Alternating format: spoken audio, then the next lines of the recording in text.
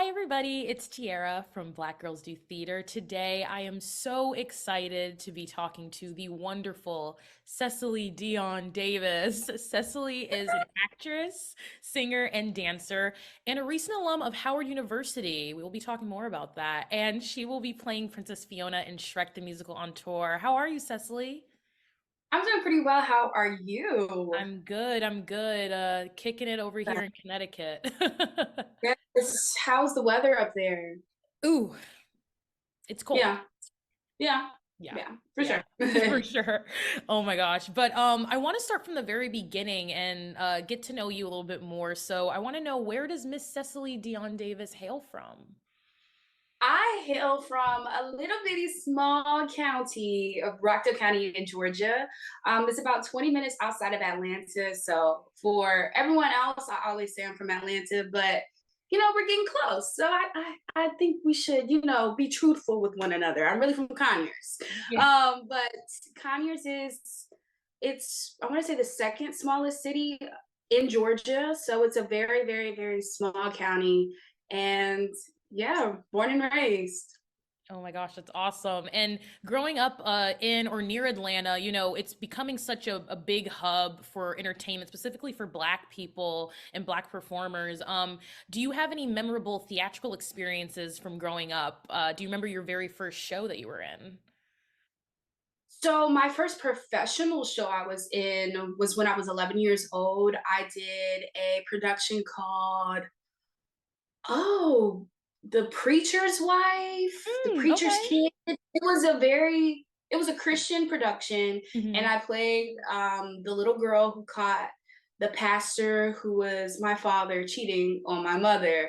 And I Mhm. had like this whole very emotional song and everything. And I'll never forget, I literally found the audition on this old actor website in Atlanta called Love to Act, and it's basically like backstage or actors access. It just had a casting call, and I submitted at 11 years old on the computer, bored, and then I got an email. They're like, "We want you to audition." I said, "Mom, I did something," and then I booked the role. So that was my first taste of professional theater, but I did a lot of Netflix and HBO background work around COVID when I was home my sophomore year. So I've dabbled and dabbled in the Atlanta entertainment industry. Oh, that's awesome. No, I mean, look, I feel like, especially at Black Girls Do Theater, we all start as young people. So, like, hearing about your experience and being so young and doing it on your own, like, that's like inspiring. Are you Yeah, kidding? I've Oh, always been a very much go get it myself. Like nobody's gonna come save me. Nobody's gonna come give me anything. I'm mhm. gonna find it. I'm gonna work for it. And if more opportunities come, then it's meant to be. Yeah, that's awesome. And I know you attended Howard University and you were Miss Howard. Oh my Yeah. gosh, I was like, you're incredible. I wanted to know more about that experience of going to an HBCU and how it informed you as a performer, because I know you studied musical theater there. Yes. Going to Howard was like a no-brainer. My dad, he got his master's from NCAP. My grandmother went to Shaw. My brother went to Morehouse. So like I come from a very HBCU heavy family. And it was just such a surreal experience to be surrounded by so many multifaceted, talented Black beings. Like, I really learned at Howard that being Black is not a monolith. Like, there is not one size fits all for Blackness, especially in a creative field such as musical theater. I Mhm. chose Howard because I didn't want to be seen as like a token Black girl if I were to have gone to a predominantly white institution and be engulfed in their theater program. I know in a lot of my auditions, when I was choosing my college, I just felt like, oh, I would fit in the Black role of the show that they're about to do instead of I could be any role because the show is encompassed by Black beings. So Yeah. it was like, I don't know. It was a very surreal experience. Unfortunately, I wasn't able to perform at Howard due to COVID and just lack of resources, but I did get the opportunity to produce the first all Black production of Heather's the Musical. I Yeah. wrote a Oh my proposal God. for $60,000 to our student activity fee committee, and me and my co-producers, we got all 60,000 and we put on the first student produced musical at Howard. So I've always been a person like, no is not a complete sentence, it's like a comma. Like, I'm gonna find a way to get it. If you can't get me there, find me someone who can, or if you can't, I'm gonna find a way. Hmm. So I feel like the most important thing I learned from Howard is how to make nothing, how to make something out of nothing. And knowing that HBCUs are severely underfunded, the arts programs are one that suffer the most. So learning how to create a story and be so truthful in my Black identity that it doesn't feel like a replica of what another white adjacent artist would do.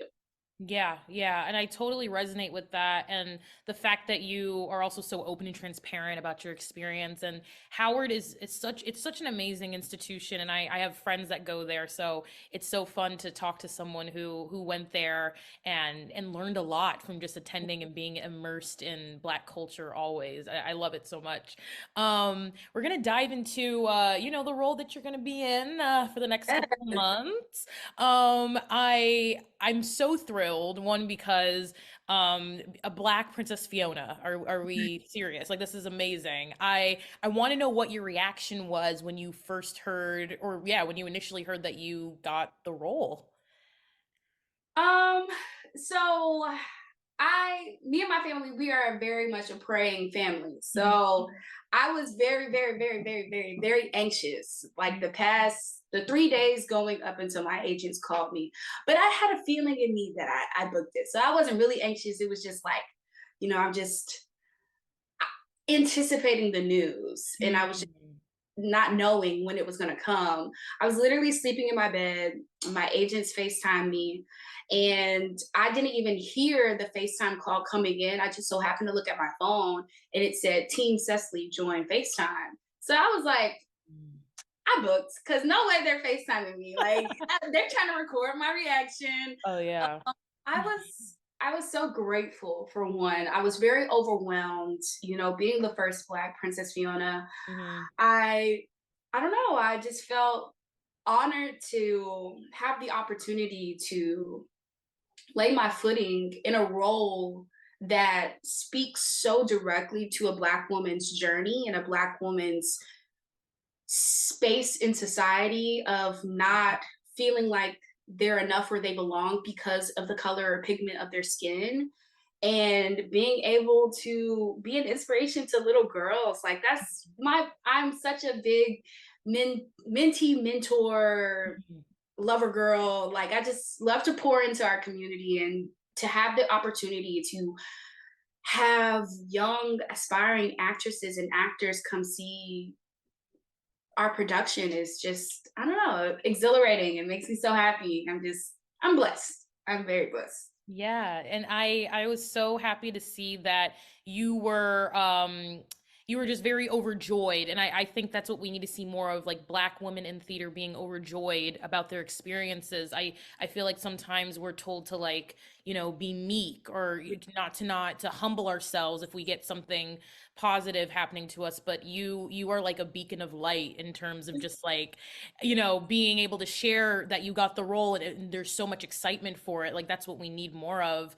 And I personally, in terms of like the show, I actually love Shrek the Musical so much. It's actually one of my favorites. I love Um, that. I discovered it, I think in high school, because I had done musical theater growing up, but it was on Netflix when they did the Right. film version of it, and I was really interested in like what it would be. I wasn't sure what to expect, but the music, the singing, like, it's incredible. Like, the songs just fit so well with each of the characters. And I know Fiona, she has songs where she is, expressing who she is. And if anyone's familiar with Shrek, which I hope you guys all are, um, there is almost like a evolution and awakening that Fiona has. So I wanted to ask you, like, did you see any specific characteristics that Fiona has that, like, really you also embody as well? Hmm. I think idea of having to follow something that someone has already told me. And specifically in this career, you'll have friends, reach levels and heights that you see are attainable, yet it's not happening for you. And instead of getting discouraged that, oh, my Prince Charming is not here, or my Broadway role is not here, or my national tour role is not here, knowing that your path is so divinely curated for you to experience a multitude of emotions, not just happiness, Mhm. because that's unrealistic. I found when I was researching and really diving into the text that she is a very headstrong woman, and so am I. Yeah. Um, I have had the opportunity of being a six times pageant winner. So, like, I know what it is to wear a crown and to be royalty, to be a princess. But to also have a quirky side. Like, I've done theater since I was 6 years old. So, like, I am a theater kid. I'm a girl that does theater. So, like, it's so fun to be able to bring so much of who I am, my outspokenness, my witty remarks, my carefreeness, I guess. Like, Fiona has little to no interaction with other beings, while I have a lot of interaction with other beings. She's unapologetically herself because she don't know that it's wrong. I've been doing this for what, 23 years locked up in a tower. So it's, I don't know, it's fun to be able to pinpoint those similarities and be like, wow, like I actually do have a lot in common. Yeah, and that's like the best thing too when you're approaching a character is like what can I see that I've already experienced? And Yeah. I love that. That's why you're the perfect fit. That's why you were cast. They saw that. Yeah. I also wanted to ask because obviously you're working with a ton of different other artists and actors. Obviously Shrek is played by Nicholas Hambrook. I wanted to know your experience of working with him side by side. Yeah, it has been and was during our November workshop session so wonderful. He's such a, I don't know, he embodies Shrek so well with like this lovable being that like you're just like so intrigued and want to know more. Mhm. Um he's very sweet. He has a powerhouse voice. Like he be singing. I'm like, all right, Shrek don't even have to sing like that, but Yeah. you coming hard, so okay, let me step it up. Let me bring something to the table.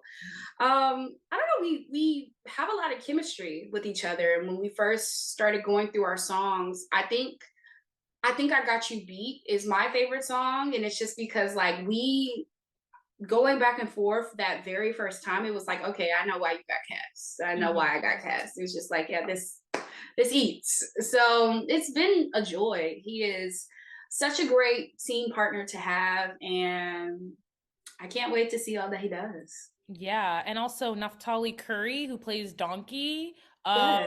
I'm actually so excited to see this. For those of you who don't know, I live in Connecticut. You guys are going to Wallingford, Connecticut soon in June. I'm really excited to see how you all interact, but how is it working with him as well? So we have not officially met yet. He was on a contract during our November workshop session. Okay. So three of our cast members, are coming to rehearsals brand new. Hmm. I'm excited to meet him. We've been kikiing via text and via DM. I tried to keep him in the loop while we were going through the workshop session and like figuring out, housing and everything for people coming in for the city for rehearsals. So we've talked via social media, but I can't wait. Tomorrow's our first rehearsal, so we'll meet Oh, soon. it's so exciting. I'm so happy I'm able to catch you before you get on the road. I actually wanted to ask you about that in terms of preparation for tour. I know being a, touring performer, there's a different kind of mindset that you have to go into because you're going to be moving from city to city. Do you have any friends or peers or mentors that have like kind of helped you prepare for that? I will say yes. Short answer, yes. Mhm. Long answer, no, because I feel like I haven't done enough reaching out to like really prepare myself. And like, I think I am, these past couple of days, I was like, okay, girl, I don't think you know what you're getting yourself into. So I have a few Howard alums, actually the 1992 Miss Howard. Oh, She's wow. in Tina Turner the musical right now, Mhm. Miss Ross White, such a star.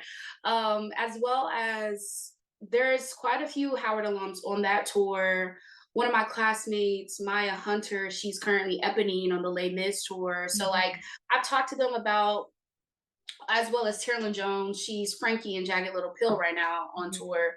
They've given me like little insights, but I guess the biggest thing I'm looking for mentorship on is like being able to endure the constant moving as well as performances at night, and like figuring out, okay, what do I need to do to make sure I'm not fatigued? What do I need to do to make sure that my energy is up and that I'm just not looking at it as like dreading going to work, but actually enjoying the thing that I'm doing so the audience can enjoy, what they're paying to come see. So I do need to do a little bit more conversations with my folks, and I will over this rehearsal period, just seeing how everything feels in my body, and then okay, here I am stationary in rehearsals. What can I do to make sure that that energy transfers while I'm moving every week? Yeah. Yeah, and you guys are going all over the country. I wanted to know, do you have a city that you're hoping to get a lot of try new foods or try new experiences? Is there one that comes to mind? Um, I'm excited for Dallas. Mm, I'm yeah. excited for Canada. And I'm excited for Tennessee. Tennessee Yeah. because I want some good barbecue. I love Yes. ribs. Like Yeah. I am a good Southern gal that loves a good throwdown. Hmm. So I can't wait to taste me some Tennessee ribs. I'm excited for that. Dallas, I'm excited for, yeah, I think food as well. I think my mind is going straight to food, honestly. Yes, yes, yes.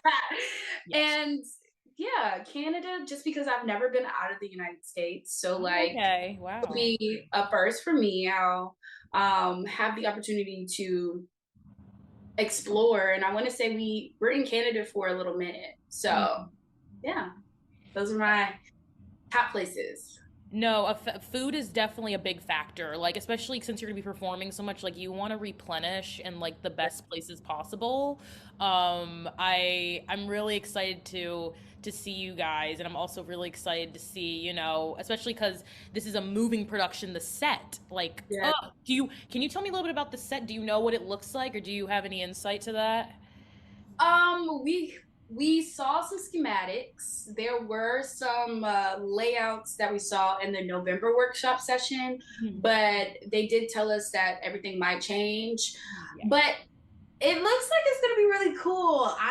It's big. I will say that. From what I Yeah. can see, it's a lot because it's about fairy tale creatures in a Mhm. swamp and in a fairy tale land. So it has to be bigger than life itself. But yeah, I think that's a people are gonna have to come see to really know what the Oh set yeah. looks. Yeah.